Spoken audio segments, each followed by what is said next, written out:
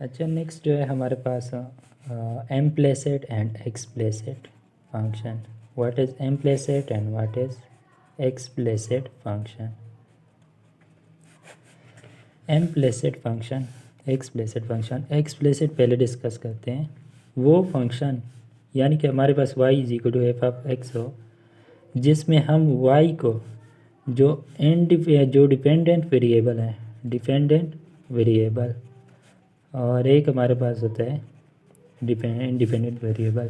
जो हमारे पास dependent variable है वो एक साइड पे, इक्वलिटी के एक साइड पे, और इंडिपेंडेंट वेरिएबल जो है वो हम इक्वलिटी की दूसरी साइड पे लिख सके तो हम इसे कहते हैं explicit function. Like y is equal to 2x² plus 3x minus 2।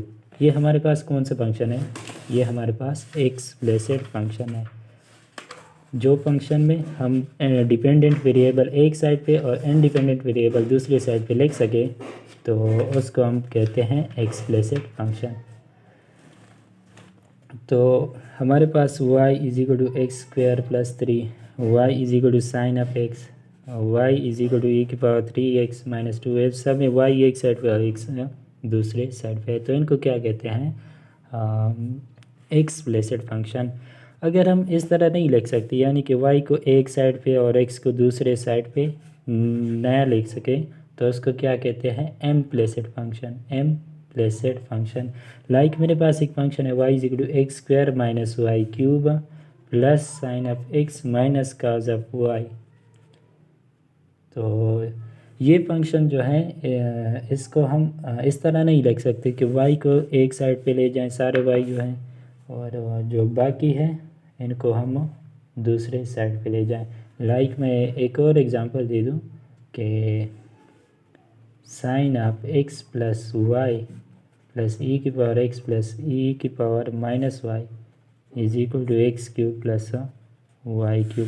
तो इसमें हम कभी भी ऐसे नहीं लिख सकते कि y इज इक्वल टू इस साइड पे जितनी भी टर्म हो हमारे पास क्या हो, x वाले हो। इसमें भी हम इस तरह नहीं रख सकते y इज इक्वल टू ये साइड पे सारे x हो। तो इन फंक्शन को क्या कहते हैं? Implicit function. नेक्स्ट है पैरामीट्रिक फंक्शन।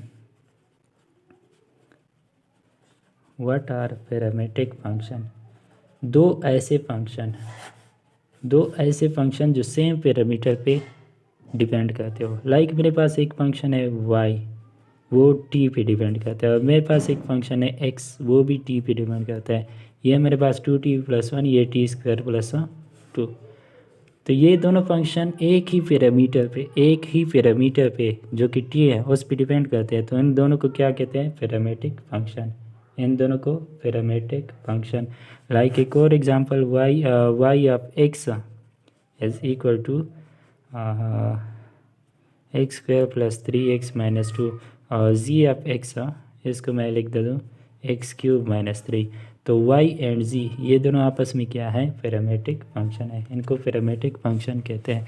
इसके बाद मैं आपको 3 टर्म बताने वाला हूँ। एक है हमारे पास अनडिफाइंड।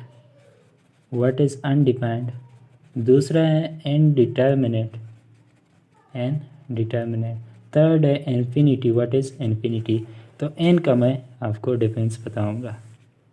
हमारे पास जो एनीथिंग डिवाइडेड बाय ज़ीरो है ये हमारे पास अनडिफाइंड होता है, और ज़ीरो डिवाइडेड बाय ज़ीरो ये हमारे पास इनडिटर्मिनेट या इन्फिनिटी की पावर ज़ीरो की पावर ज़ीरो, ये भी हमारे पास इनडिटर्मिनेट केस होता है। इन्फिनिटी की power zero, infinity divided by infinity, ये जो केसेस है ये हमारे पास इनडिटर्मिनेट, और ये केस जो है ये अनडिफाइंड है। तो अनडिफाइंड और इनडिटर्मिनेट का मतलब क्या होता है? तो इसका आप डिवीज़न कर दें, ऊपर 1 और नीचे 0 यहाँ पे। तो अभी इसका सोल्यूशन क्या आएगा? यहाँ पे मैं कौन सा नंबर 0 के साथ मल्टीप्लाई कर दूँ जो मुझे 1 देता है? तो आपका आंसर होगा कोई भी ऐसा नंबर नहीं है जिसको मैं 0 के साथ मल्टीप्लाई कर दूँ मुझे आंसर 1 देता है।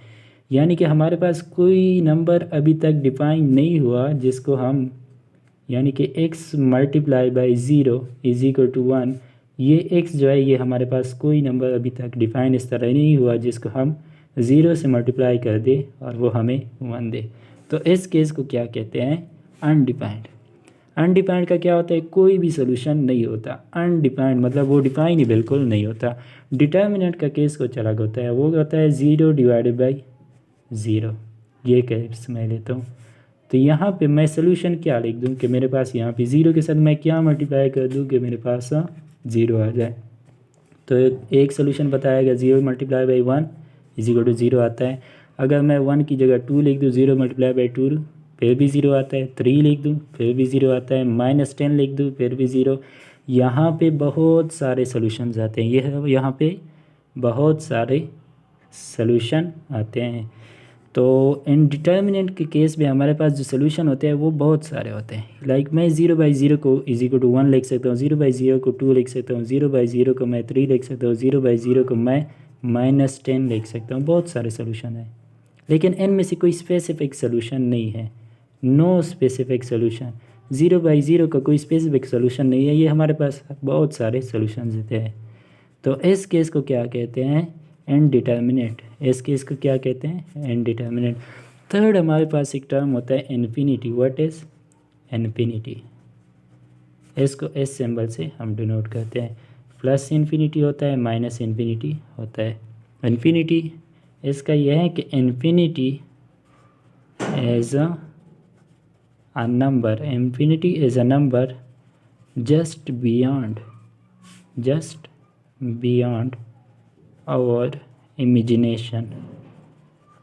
जहाँ तक हम नंबर को लाइक हम जो कहते हैं 100 फिर 1000 फिर 10,000 lakh million billion trillion quadrillion, इस तरह हम जाते हैं। लास्ट एक पॉइंट ऐसा आता है कि उससे आगे जो नंबर है वो हम काउंट नहीं करते या काउंट करना नहीं चाहते।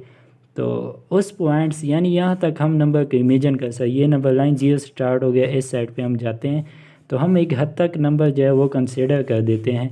जहाँ पे हमारी इमेजिनेशन स्टार्ट हो जाती है, इमेजिनेशन स्टार्ट हो जाती है, यानी कि जहाँ तक हम नंबर को इमेजिन कर सकते हैं उसके बाद जो नंबर होता है उसको हम इन्फिनिटी कहते हैं।